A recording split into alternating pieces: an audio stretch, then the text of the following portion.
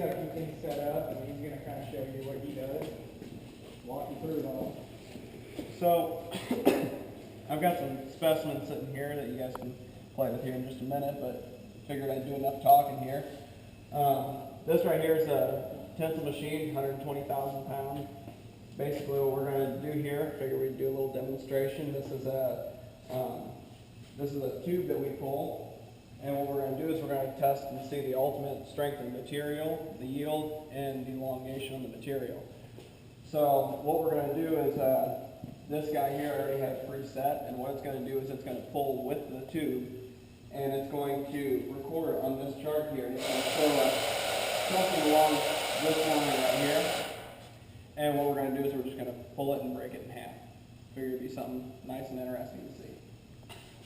So we'll start with that. And by all means, you can touch anything here and play with anything while I'm pulling here.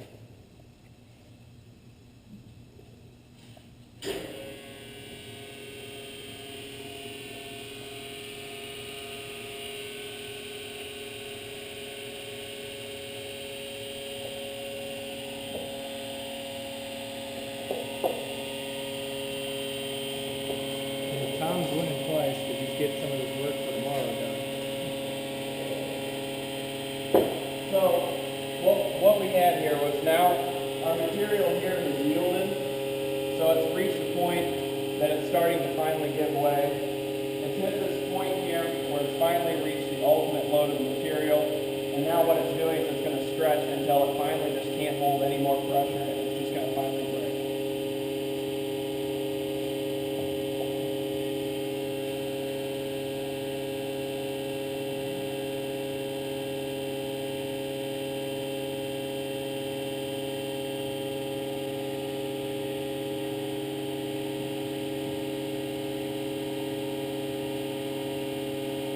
The dial starting to drop, it's starting to stretch thin, and there it went. So, and that's essentially how you pull the bar, and then we'll take it, put it back together, and we'll measure for the elongation on it and see how much it stretched. These probably stretch somewhere in the range of about an inch.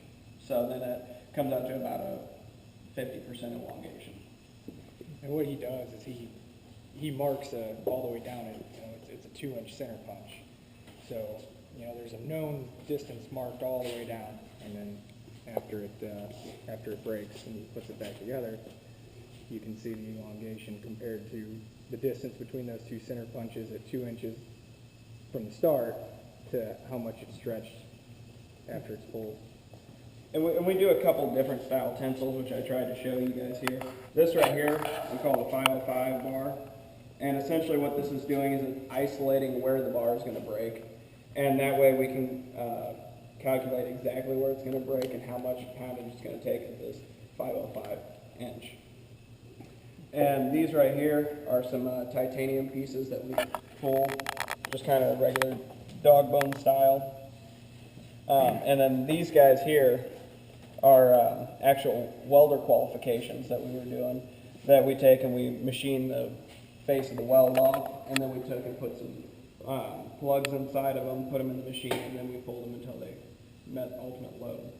And these here were all acceptable, even though it broke across the weld. It still met the minimum requirement for the qualification. Now these over here are Charpy impact specimens. Some of you guys might be familiar with them, testing them at the lower degree temperatures. These guys over here were pretty interesting. These were some welds that was done on an Inconel 600 material. And they wanted these mounted and etched, and they wanted to see the actual grain structure of the material, which Inconel is a form of stainless. It's extremely hard to etch. But it took a long time to figure out the etchant, but we figured it out. And you can actually take and you can see the weld. You can kind of see the heat affected zone in the material on it. What did you guys use to etch them? We used a mixture. It was of hydrochloric acid, acetic acid. Hydrochloric, hold on, it was hydrochloric, not acidic. Acid. Well, there was acidic, hydrochloric, nitric, and then a mixture of glycol glycerin, which actually thickened it up to help etch it. So, and that, it was a pretty strenuous mixture, but, and it takes a specific amount of time to actually get that to the right consistency to where it'll show all that, show your structure. If it's not right, it wants to fade away. Right, Yeah, exactly. Yeah, you can You overreach it. might notice it while you're standing here doing it, but as soon as you, hey, look at, Yeah. That's right. where'd it go? Yeah, I remember when he was doing that, because it was just. It took days upon days to figure it out. Finicky. That's right. These are kind of interesting. I just ran across these the other day. These were some welds that were done by a company, and you could actually see the non-fusion inside the weld. These were broken, and each pass you could see where it did not fuse into the material. And I have two different sets of specimens here that show that. If you guys want to take a look at them, you can actually see that inside the weld. I just did one the other day. Now this was a pretty interesting welder qualification that happened. This was for a company that this one broke in half, but the problem with what they were doing was not that they had a problem with the weld. It was not that they had a problem with their technique, not the heat. But what actually ended up being the problem after some extensive testing here was the 836 side of the plate was actually in the wrong direction.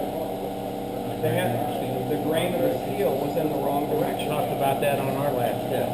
So, and what happened here was, and these guys did probably 2 or 3 welder qualifications, and they came back to us and said, well, what could we possibly be doing wrong? We checked the parameters, we checked the heat, we checked the technique, we're watching the welders do it, it looks phenomenal.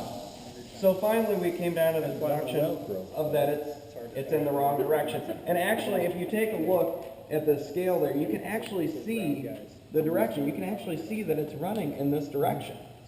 And that finally led us to the conclusion that, hey, you guys need to try and turn that plate 90 degrees, and they turned it 90 degrees, it passed the first time. So they were welding with the grain instead of against it, is that what you're saying? So, and that's Tell Travis that's why their test failed, but he didn't want to bite. And that 100% was the reason why it failed. Now, these guys are pretty interesting. This was another plate that we had that was having issues with failing. Now, what it was a, this was a, hang on this for a second, it was a 15-5 pH, precipitation hardening stainless. And they had problems with every time they did a bend, it broke in half. So finally we took and we cut some side bend specimens out. It broke in half as usual, and they said, well, let's try and do some more testing on it. So what we did was we took and we etched the material. And you could actually see, you know, it's kind of hard to see, it's faded away over time, but you could see how many passes was in it. Come to find out, on this 1-inch plate, they were putting 121 passes in this plate. And I said, well, you know, that's part of the problem there. So we tried to help them out to reduce the number of passes that they were putting in that material, and finally it got to the point where they would pass, you know. And 121 passes in a 1-inch plate. Why are you doing it? Why? What it was that it was either maybe not a lack of knowledge, but maybe a lack of experience in it. And you know, you get the welders that you know the dabbers, you know, and you can really put small beads in there, and they were doing that and thinking it was the correct thing to do. And what they were doing was just putting more and more and more and more passes in there, and it was actually causing the plates to fail. So by the time we were done, I think the final number, I think they got it down to 36 passes by the time that was all said and done. Was the included angle supposed to be that? Actually, we had them reduce the angle because it was not necessary to have that kind of right Wide of an angle. Right. It was a very, very huge angle that they were putting in. How did they test it out a testing procedure to go on? Well, and this was actually the procedure that they were working on at the time. They were working on the procedure and it kept failing, and that's what we were coming to that conclusion.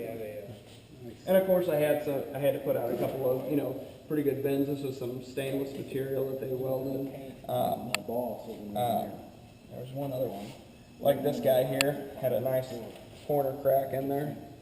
But in the end, it was still acceptable, but it was a really interesting piece I thought to put out there. Let's see here, I'm trying to think if there's anything else. The only thing that's not actually indicated on this table here of some of the capabilities of us is hardness. I didn't have anything really good to put out for the hardness testing, but we do some of the hardness testing for MIL, Rockwell, and some of that.